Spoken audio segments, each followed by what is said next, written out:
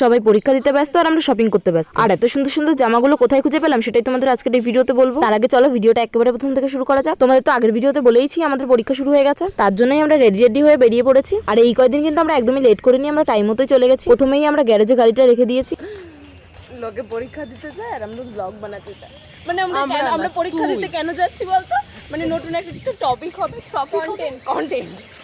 আমাদের কথাবার্তাগুলো শুনেছো তোমরা, তাহলে ভাবো কি লেভেলের পাবলিক আমরা। সবাই কিন্তু একেবারেই সিরিয়াস নেবে না, এগুলো কিন্তু জাস্ট এমনিই বলার দরকার, তাই বললাম। এইবার আমরা ট্রেনে উঠে পড়েছি। আর এই লজেন্স গুলো ছোটবেলায় কে কে খেয়েছো আমাকে কিন্তু কমেন্ট করে অবশ্যই জানিও। আমরা কিন্তু ছোটবেলায় অনেক খেয়েছি, বরং এখনো খাই। তারপর ফাইনালি আমাদের সেন্টারে পৌঁছে গেছি। তারপরে আমাদের কোন রুমে পড়েছে সেটা খুঁজতে খুঁজতেই আমাদের দিন চলে গেছে। একবার এই ঘর থেকে সে ঘরে, একবার সে ঘর থেকে এই ঘরে, এই করতে করতেই আমাদের অর্ধেক টাইম চলে গেছে। তারপর ফাইনালি আমরা অবশেষে রুমটা খুঁজে পেলাম তো ভালো কথা, কিন্তু এইবার লিখবোটা কি? স্যার চলে আসি রুমে, তবু আমি ভিডিওটা কন্টিনিউ করেই যাই, তোমাদেরও তো দেখাতে হবে তাই না বলো। তারপর পরীক্ষা দিয়েটি একদম বাইরে চলে এসেছি। আর বাইরে তো এত গরম, আর আমরা ঠিকমতো বসে পরীক্ষাও দিতে পারছিলাম না। তারপর অটো করে সোজা চলে গেছি ওই দোকানটায়। অশোকনগরের স্টেশনে যেতে এই দোকানটা বাদে রূপসাই আগের দিন এই দোকানটা দেখেছে, তারপরে আমরা পরের দিন গেছি। আর জামাগুলো এত সুন্দর সুন্দর, তোমাদের আর কি বলবো। তোমরা তো দেখতেই পাচ্ছ, দামও একদম কম। আর তোমরা যদি ডিটেলসে জানতে চাও তাহলে আমাকে বলো, আমি অবশ্যই বলে দেবো। তারপরে আমরা সোজা চলে গেছি স্টেশনে। আমরা বুদ্ধি করে হাবড়া থেকে উঠি না, অশোকনগর থেকে উঠি। এইবার আমাদের বুদ্ধিটা অন্যরাও জেনে ফেলেছে, তাই আমরা আরো বুদ্ধি খাটিয়ে ঘুমাতে চলে যাই। তারপর সেখান থেকে আমরা বনগা লোকাল ধরি। আর এদিকে সেদিন শরীরটা আমার একটু খারাপ ছিল, ওর জন্য মারাত্মক লেভেলের কষ্ট হচ্ছিল। তার উপরে আবার গরম, তার উপরে আবার ভিড়। কোন দিকে যে যাবো বুঝতেই পারছিলাম না। তোমরা তো দেখতেই পাচ্ছ কত ভিড়, পুরো মানুষ মরে যাওয়ার মতো গরম পড়েছে। সে যাই হোক, পরীক্ষার কয়দিন আমরা এই কাকুর দোকানে আখের রস খেতে আসি। এত গরমে জার্নি করার পর এই জিনিসটা খেলে পুরো একদম সব ফ্রেশ হয়ে যায়। তারপর আমরা সোজা বাড়ি চলে যাই। আজকের মতো টাটা, দেখা হচ্ছে অন্য কোনো ব্লগে।